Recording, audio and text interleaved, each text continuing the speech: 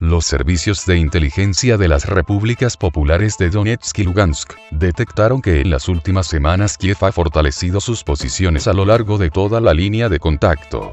En la región, temen que Ucrania decida emprender una escalada militar tras ver las acciones exitosas de Azerbaiyán en Nagorno-Karabaj. Las Fuerzas Armadas de Ucrania han desplegado al menos 245 unidades de armas pesadas a lo largo de la línea del frente, según el Centro Conjunto para el Control y la Coordinación del Alto el Fuego. Fueron identificados 142 tanques, 9 sistemas múltiples de lanzamiento de cohetes BM-21 Grad, 85 unidades de artillería autopropulsada y remolcada de calibre de 100 a 203 milímetros, 7 sistemas de misiles antiaéreos Buk, así como varios misiles antitanques. El ejército ucraniano, en abierta violación de los acuerdos de Minsk, está colocando los equipos cerca de edificios residenciales, reporta el servicio de inteligencia de la RPD. Mientras tanto, a las unidades militares ucranianas desplegadas en la línea de control podrían unirse los drones de ataque para poder llevar a cabo ataques aéreos contra objetivos en la RPD y LPR sin poner en peligro a sus militares, opina Andrei Kops, columnista de la versión rusa. Los generales ucranianos han seguido de cerca la reciente combate en Nagorno-Karabaj, y estudiaron las acciones de las tropas azerbaiyanas, que demostraron una superioridad técnica completa sobre el enemigo, en gran parte gracias al uso masivo de vehículos aéreos no tripulados de ataque, señala el especialista. Kiev ya tiene 6 drones turcos Bayraktar TV-2 con varios cientos de misiles de alta precisión y tiene la intención de comprar unos 15 aviones no tripulados más de este tipo el próximo año. Se informó que algunos de los drones ya fueron transferidos a la ciudad de Kramatorsk, que se encuentra a solo 80 kilómetros de Donetsk.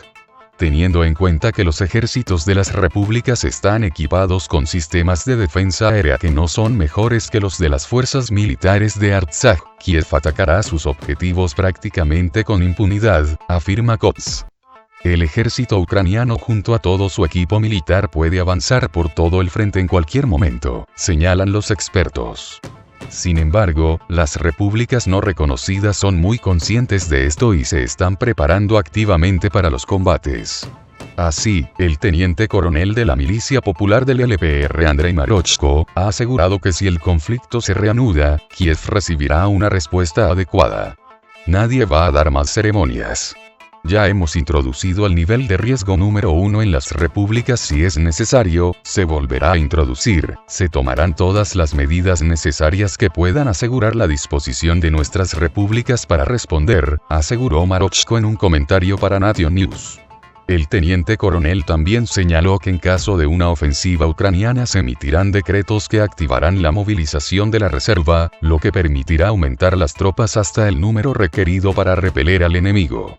No obstante, el exministro de Defensa de la República Popular de Donetsk y el comandante de la milicia, Igor Strelkov, opina que los ejércitos de Lugansk y Donetsk no son capaces de resistir una posible invasión de las Fuerzas Armadas de Ucrania. En este caso, la única esperanza de Donbass es Rusia, afirmó el excomandante en una entrevista con el escritor ruso Maxim Kalashnikov publicada por el canal de televisión ROI. La existencia de la RPD y la RPL como tales depende solo de una cosa en caso de una ofensiva ucraniana. Se trata de si las Fuerzas Armadas rusas acudirán al rescate, en qué cantidad y qué tan rápido, señala Strelkov.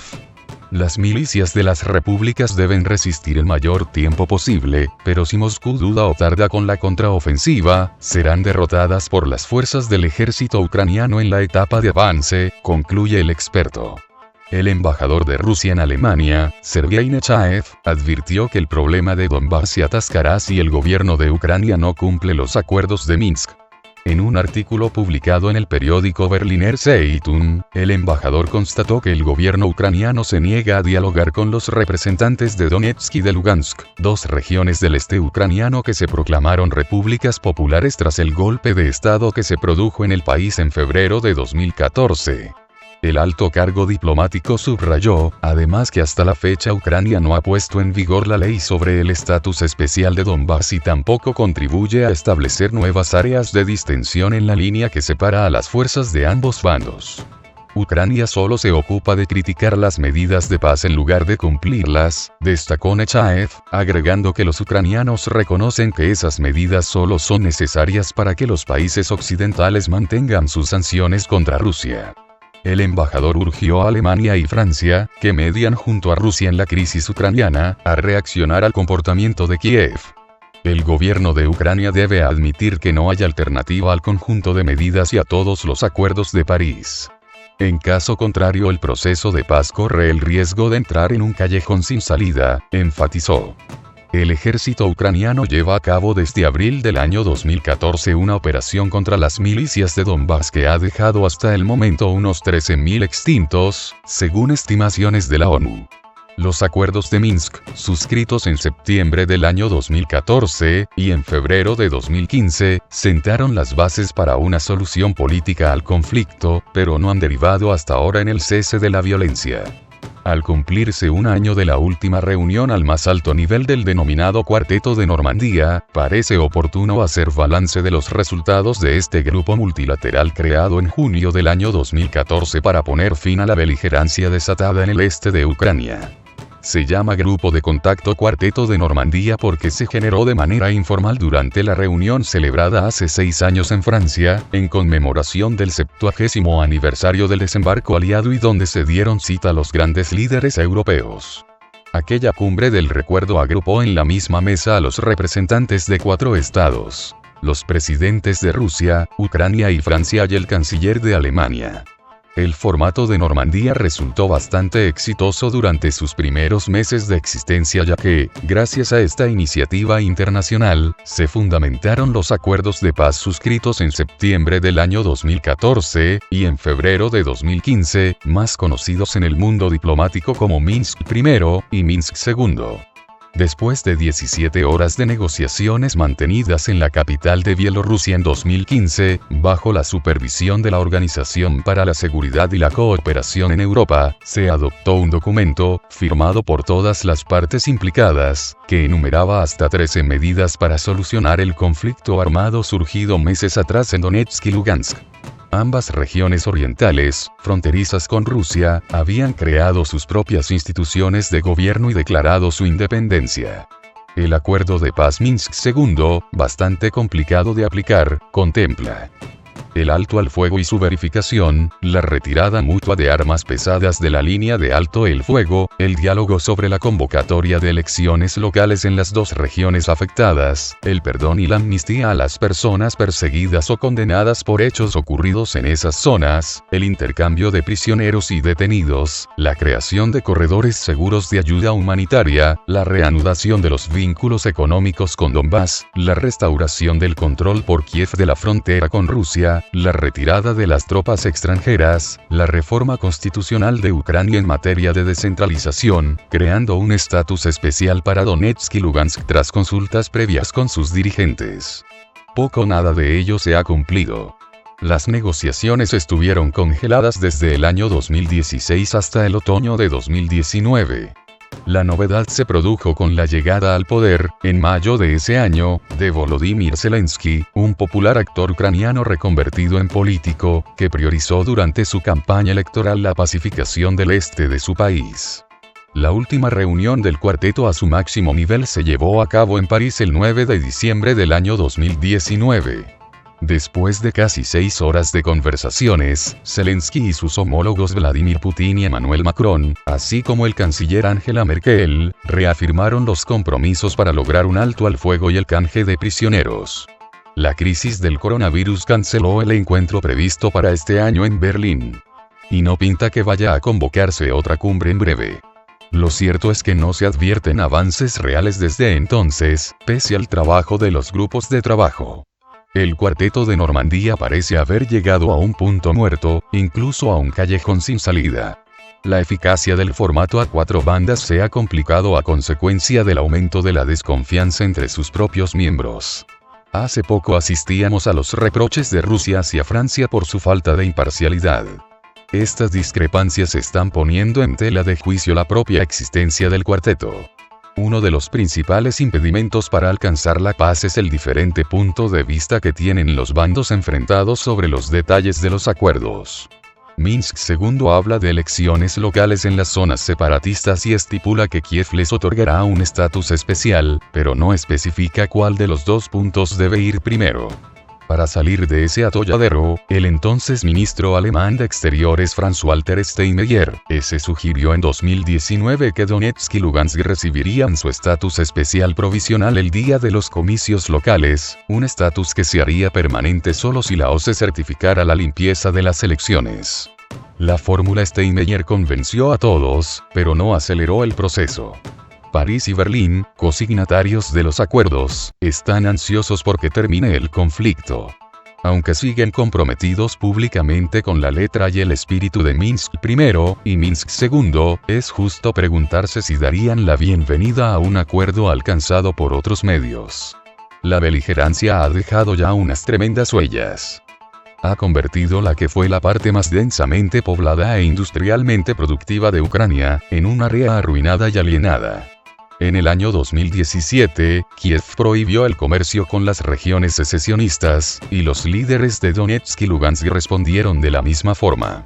A medida que ha ido transcurriendo el tiempo sin llegar la ansiada paz, ha ido aumentando la tensión social en la parte controlada por las autoridades ucranianas, porque, entre otras circunstancias, los jubilados de la zona separatista deben cruzar la línea del frente desde el este para cobrar en el oeste sus pensiones del gobierno. La situación no es mucho mejor en el lado prorruso. Según el último informe de la organización International Crisis Group, publicado en septiembre de este año, Kiev tendría que mover ficha y particularmente debería ayudar a esos pensionistas atrapados, debería alcanzar un acuerdo para reiniciar los intercambios comerciales e industriales entre ambas zonas y debería buscar aliados para activar la modernización de Donbass. Eso aliviaría la presión. La frustración es el sentimiento dominante entre la población local, lo que, mezclado con la política y la ideología, está caldeando en sobremanera el ambiente. Y la pandemia ha introducido nuevos retos y problemas sociales que no favorecen en absoluto la tranquilidad. Al contrario, Rusia llama a sus socios franceses a adoptar un enfoque responsable e imparcial como uno de los mediadores del formato de Normandía sobre el conflicto en Ucrania, según un comunicado del Ministerio de Exteriores. El ministerio ruso ha vuelto a constatar la inacción de Kiev a la hora de cumplir con sus obligaciones políticas en el marco de los acuerdos de Minsk y los acuerdos del Cuarteto de Normandía, Alemania, Rusia, Ucrania y Francia. Moscú se mostró sorprendido porque el comportamiento irresponsable de Ucrania haya sido aprobado por París oficial. Al comentar recientemente las declaraciones de un representante ucraniano en el grupo de contacto de que la ley de estatus especial de Donbass se prorrogaría sin incluir en la fórmula Steinmeier, la Cancillería francesa lo justificó por la presunta demora en los debates del grupo, según recordó el ministerio ruso. Instamos a nuestros socios de Francia en el marco del formato de Normandía a actuar de manera más responsable como comediador, algo que contempla una actitud imparcial con respecto a Kiev, Donetsk y Lugansk, que les aliente a cumplir plenamente con los puntos del conjunto de medidas y las decisiones tomadas en el formato de Normandía, dice el texto del comunicado.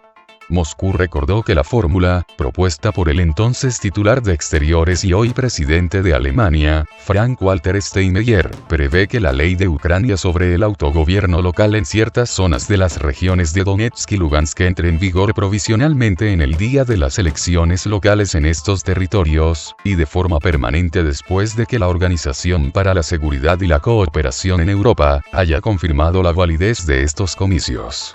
Este compromiso fue una concesión de Donbass que acepta reincorporarse a Ucrania solo a condición de que se le otorgue el estatus especial, indica el ministerio ruso.